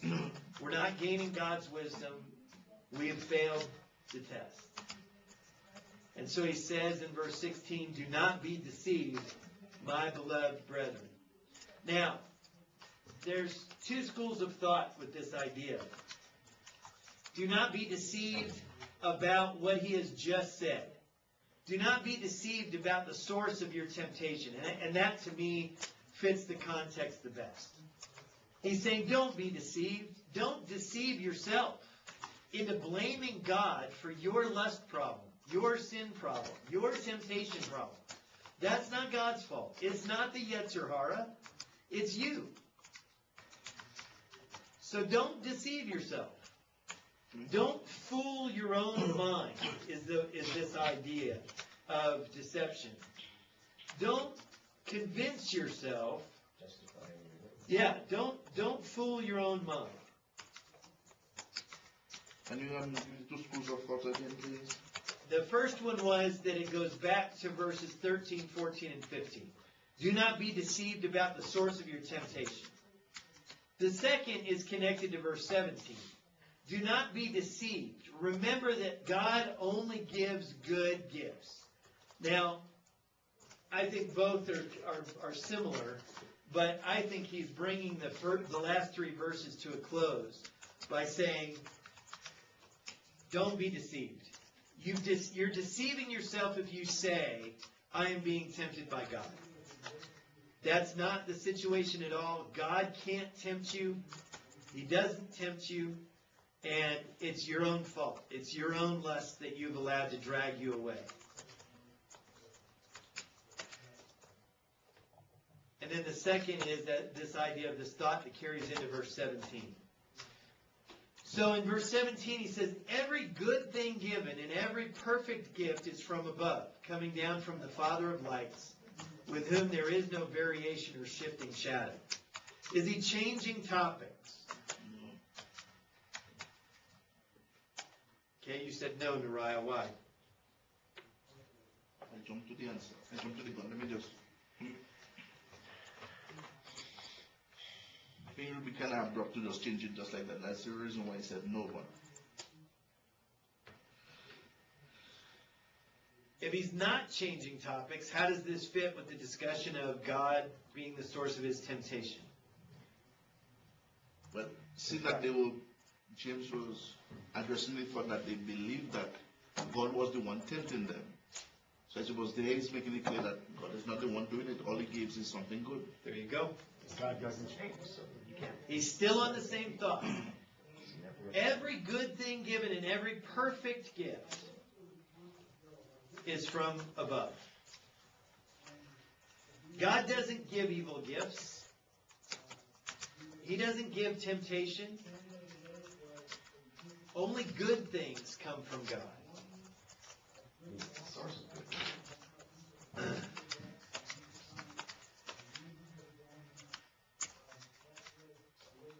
And he says that every perfect gift, this is another teleos word. It's the idea that those complete gifts, those maturing gifts are what God gives. Temptation and the desires of lust that come with that would be destroying our maturity. They would be destroying our perfection, not our flawlessness, but our reaching the designed end. God doesn't do that. God wants us to reach our designed end. He's there to help us reach our designed end. And the gifts that he gives help us accomplish those things that he wants accomplished. And so he says every good thing, every agathos thing, every good, benevolent, profitable thing. Now, if you, depending on where you are in Greek, and also depending on some of the other classes you've had, there's two Greek words for good, kalos and agathos. Kalos is a good thing. For example, if I'm walking down the street and there's a piece of litter on the ground and I pick it up and put it in the trash can, that's a good thing. It's not morally good. It's just a good thing. It's not an evil thing. It's not a bad thing. And I did something good, but it's not necessarily morally good. Agathos is that idea of morally good. What the Good Samaritan did for the man that was beaten, that was an agathos thing. That was taking care of him that way. Was more than just picking up a piece of trash. That was benevolent. That was profitable for the man. And notice the contrast here. God does not give temptation, which is a destructive thing, but He provides profitable things. He provides beneficial things. He provides good things. These good things come from God. And every perfect gift. Now he says, is from above, coming down from the Father of lights, in whom there is no variation or shifting shadow. This is actually some very interesting terminology. It's very Jewish in terminology, but why do you think he refers to God as the Father of lights? How is it that God is the Father of lights?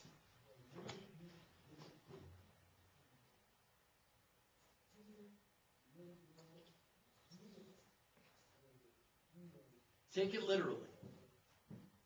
He's the Father of lights in that there's no darkness to be found in Him. Okay. There's no bad or... That's true, but that's more theological, right? But Father of lights be connected with perfect and good. Creation. What about creation? Created the light. Let there be light. He created the lights. Now, he's going to connect these two thoughts together, so follow the thought. God created the lights in the sky. In Genesis 1:14, he said, let there be lights in the expanse of heaven. Not just that he created light, but that he created the lights in the expanse of heaven to separate the day from night and let them be signs for seasons and for days and for years. And you remember he created a greater light to rule the day and a lesser light to rule the night, the sun and the moon, right? He created those lights. He is the Father of those lights, with whom there is no variation or shifting shadow. Now, let's just deal with shifting shadows, first of all. What causes shadows to shift? Depends on the angle of the light. The lights in the sky. As the lights in the sky, and these are both astronomical terms, not astrological, astronomical terms. The sun moves through the sky. We actually know we spin and all that kind of stuff. But the sun moves through the sky, and as it does, the shadow on the ground changes throughout the day, right? It never stays in the same spot, does it? The sun doesn't stop. It's always shifting. Now, it may be shifting very slowly enough that we don't notice it, but that shadow is not sitting still. It's moving. It's varying. And so God built the lights, and those lights cause that shifting shadow. But notice his point. God is not like that. He says every good thing given and every perfect thing comes down from the Father of lights, with whom there is no variation or shifting shadow. So what's his point here? How does this fit with the discussion?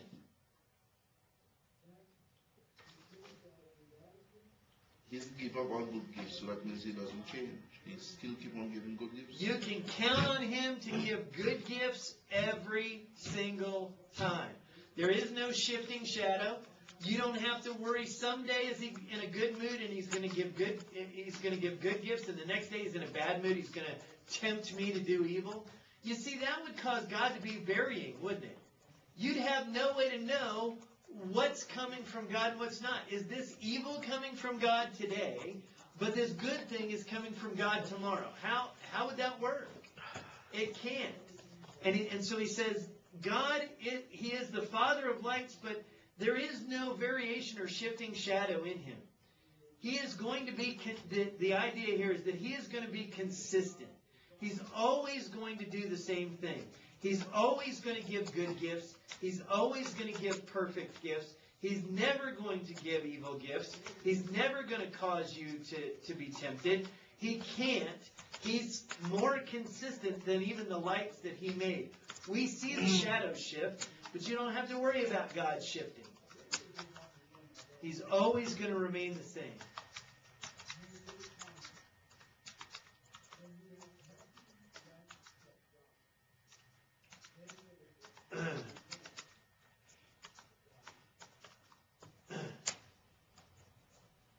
And then he says in verse 18, in the exercise of his will, he brought us forth by the word of truth, so that we would be a kind of first fruits among his creation.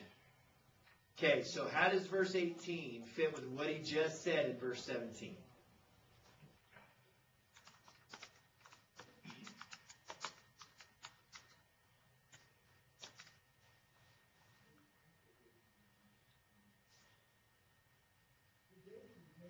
Has to do with what's good.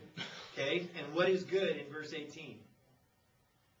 Well, the word of truth and a kind of first fruit. There you go. He's giving an illustration of God consistently giving good things and perfect gifts. It was in the exercise of his will, God's will. He's showing that God doesn't shift, and there is no variation. It was by God's will that he brought us forth by his word of truth. Now notice that phrase. We are brought forth by the word of truth. Look back at verse 15. What does sin bring forth? So he's making a contrast here. You see, our lusts and the evil that's in our life, those temptations and desires, those lusts that are out of control, those bring forth death. But God only gives good things. He brings us forth by his word of truth. He brings forth life. And it was because he desired to. Did he have to? No. God could have, in the garden, said, you got one shot. You blow it, that's it. But we know that he didn't do that. From the creation of the world, he had a plan to bring forth his children, to offer us forgiveness through his Son, to save his church. And it was through his desire to do that. It was the exercise of his will that he brought us forth. Through his word of truth, by his word of truth. That by is the instrument with which he brought us forth was his word. The truth of his word is what can bring us forth.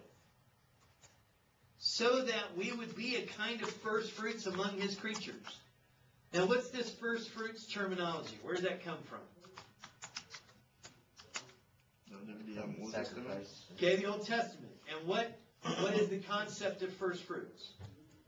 God gets the first fruit of your crops, of your land. He gets the first fruit of everything, doesn't he? He wanted the best. The pinnacle of what you had, you gave to God in sacrifice. Well, we are a kind of first fruits among his creatures. What does that tell us? We're the best. We are the best. We are the pinnacle of his creation. How did we get that way?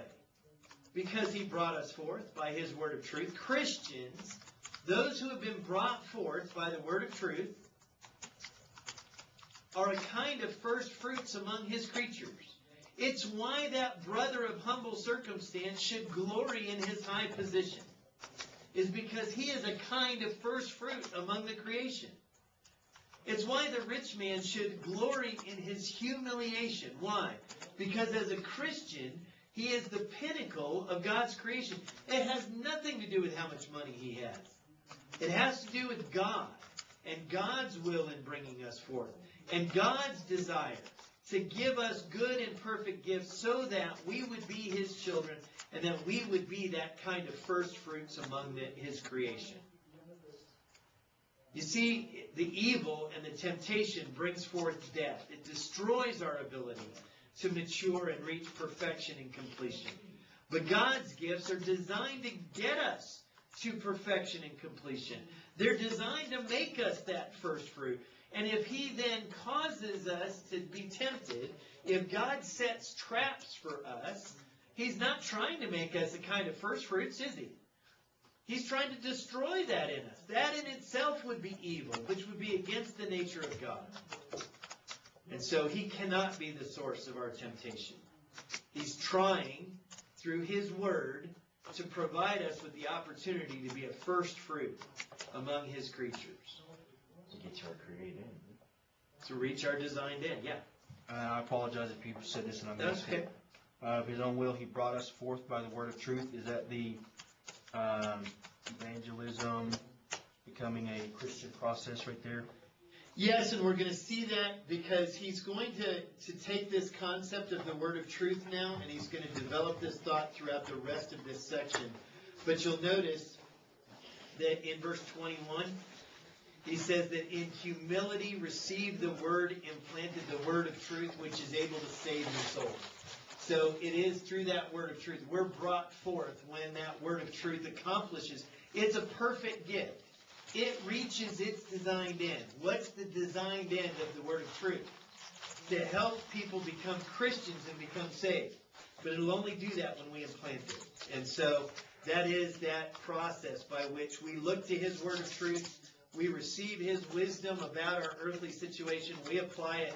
We implant it in our life, and it has the ability to save our souls. I find it very interesting, and we're skipping a verse here, but I find it very interesting that verse 21 says that it is able. It has the power to save our souls. It does not say it saves our souls. We have to do it, and that's the whole point that he's going to get to. We got to be doers of the word, not merely hearers who delude ourselves. But then we hit our favorite. Yeah, go ahead. Sorry. No. So, the first fruits are connected with our rebirth. So that's not that humans are the best of all of creation. That would be, now as a Christian, I'm the best of all. Right. I am the top of God's list of awesomeness. Yes, but we become a kind of first fruits because He's brought us forth out of His word of truth. Through response to the gospel message, through that perfect gift, when we implant it and He saves us, then we become a kind of first fruits among His creation. We're not the first fruit. Notice it says we're a kind. Right. We're like those first fruits in the Old Testament, the best of everything at that point. We're not until we obey the gospel.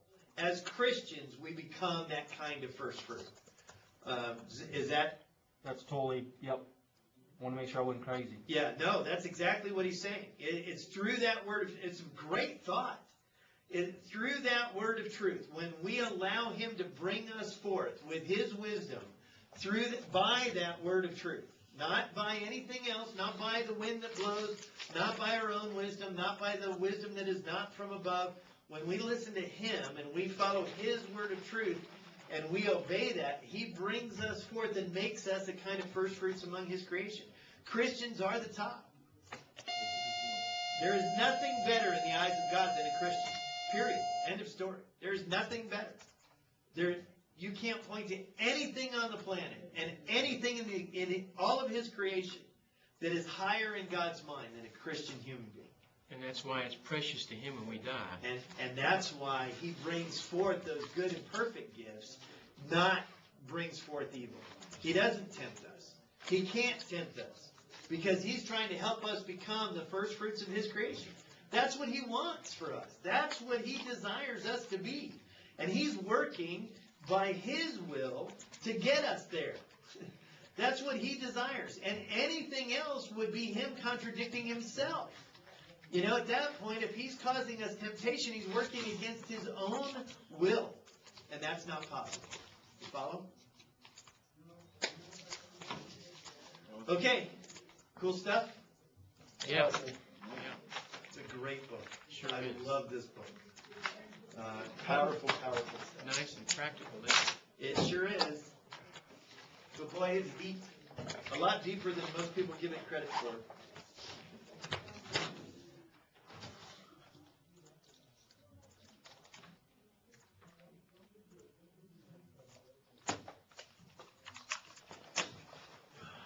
You doing all right?